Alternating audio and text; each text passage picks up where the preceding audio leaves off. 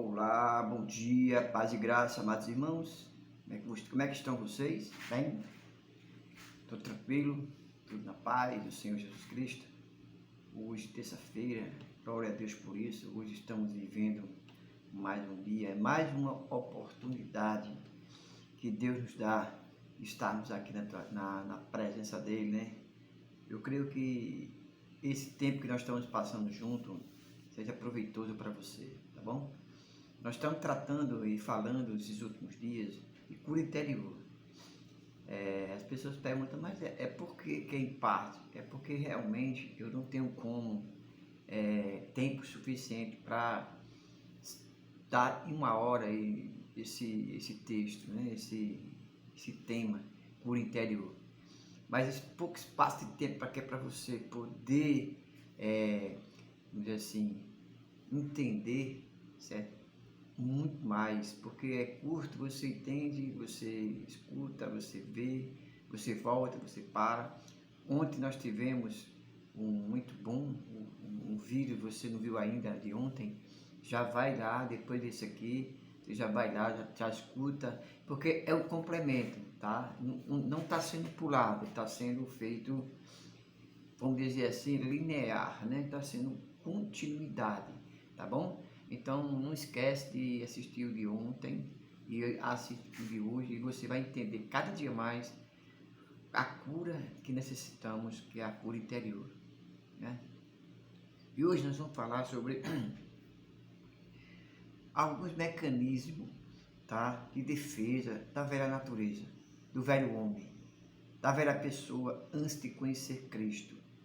Então, existe um mecanismo natural do próprio homem, o homem nasce com isso, tá certo? Então, para você ter, vamos dizer, uma ideia, e para não ter que enfrentar, vamos dizer assim, a verdade, essa natureza caída, né, constrói certo mecanismo, ok? Então, isso é mecanismo de quê, pastor? Mecanismo de defesa, não esqueça dos temas passados, que nós, como eu falei, é uma continuidade, você precisa assistir os outros, tá? É importante você entender isso.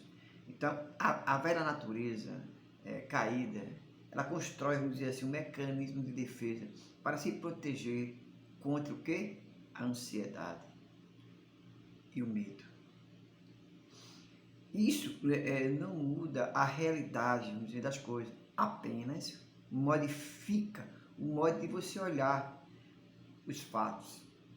Vamos dizer, nos protegendo e enganamos, certo? A nós mesmos.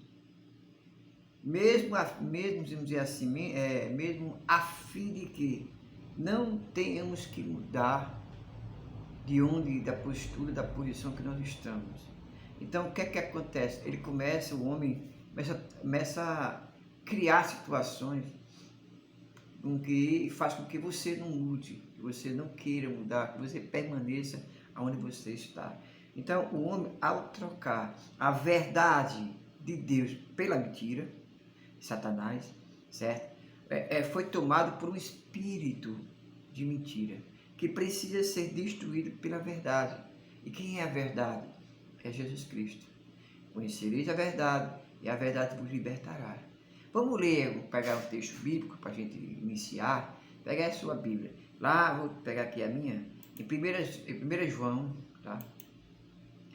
1 João, vamos ler 1 João. Deixa eu ver aqui, vamos abrir aqui a Bíblia. 1 João, tá? Deixa eu ver aqui. Vamos ver aqui. Vá procurando a sua, tá bom? 1 João, capítulo 1, tá? Versículo 5. 1 João, capítulo 1, certo? Versículo 5 até o 10, tá bom? Não esquece, pega a Bíblia aí. Vamos ler. Esta é a mensagem que deles ouvimos e vos anunciamos, que Deus é luz e não há nele trevas nenhuma. Se dissermos que temos comunhão com Ele e andarmos em trevas, mentimos e não praticamos a verdade. Mas, se andarmos na luz, como Ele na luz está, temos a comunhão uns com os outros, e o sangue de Jesus Cristo, seu Filho, nos purifica de todo o pecado. Se dissermos se dissermos que não temos pecado, enganamos a nós mesmos e não há verdade em nós.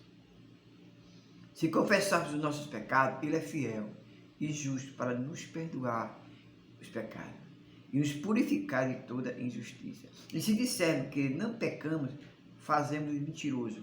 A sua palavra não está em nós. Então, você percebe, nesse contexto que nós damos para você poder caminhar na Escritura, como eu falei, é cura interior pela palavra. Então, quando nós negamos algo, mentimos a respeito, desculpa aí, está balançando a mesa, não queremos, vamos dizer assim, olhar para o problema, nem discutir a respeito do problema, não admitimos que temos mágoas ou ressentimentos, escondemos, camuflamos, Exemplo, um reflexo disso é o pé, é a irritação, certo? Então, nós construímos ali agora uma muralha em volta, certo?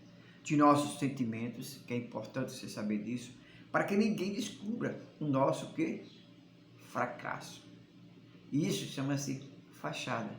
Você quer viver de fachada. Então, Deus, Ele sabe de tudo. Deus sabe todas as coisas, não é verdade? Então, o que é que nós temos que fazer?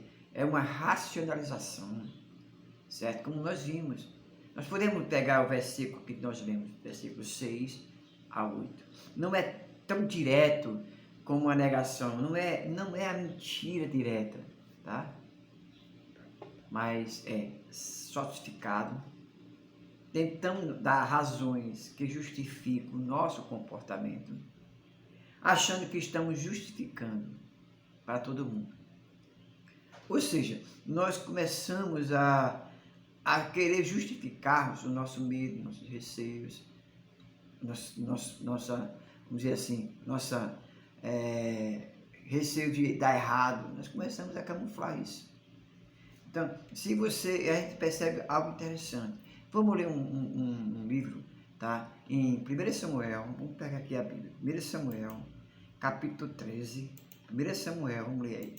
1 Samuel, tá? Pega a tua Bíblia aí. Não vamos, como eu falei, é cura interior pela palavra, tá certo? Então, 1 Samuel 13, do 8 ao 13. Vamos ler? Diz assim: Esperou Saul 7 dias, até o tempo que Samuel determinará. Não vindo, porém, Samuel a Gilgal, o povo se dispersava dele. Então disse Saul: Trazei-me aqui um holocausto e oferta pacífica, e ofereceu o holocausto. E sucedeu que, acabando, desculpa aí,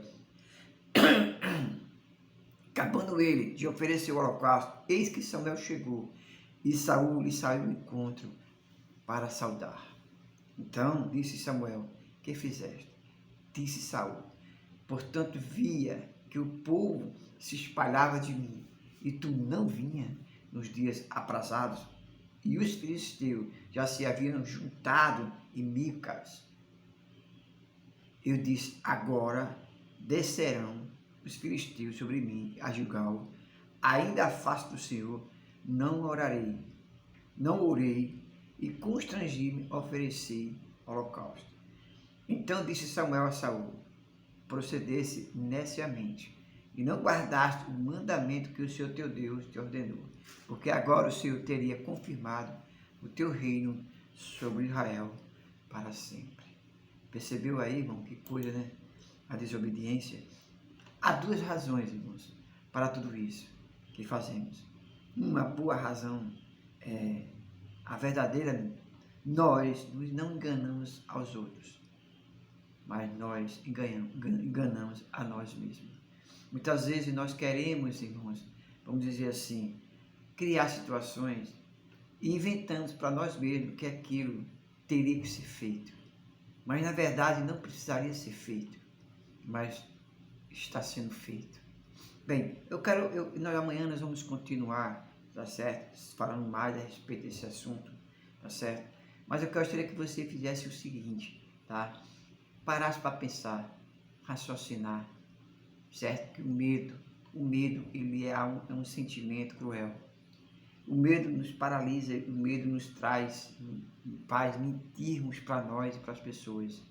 Nós não precisamos, irmãos, ter receio quando nós temos Jesus Cristo. A velha natureza, o velho homem sempre quer fazer isso, sempre quer causar medo, sempre quer causar mentira para você ter medo de conquistar aquilo que já está conquistado por você mesmo. Você não sabe ainda, mas você já conquistou muita coisa. Então, que nessa manhã, dando continuidade amanhã, nós estaremos continuando falando a respeito desse assunto.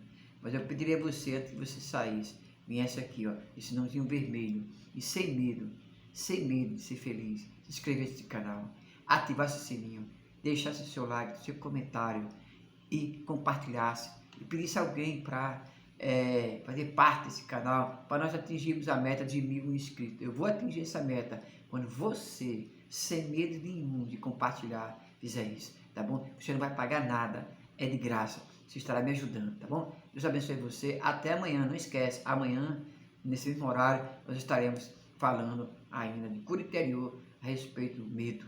Em nome de Jesus, eu conto com você.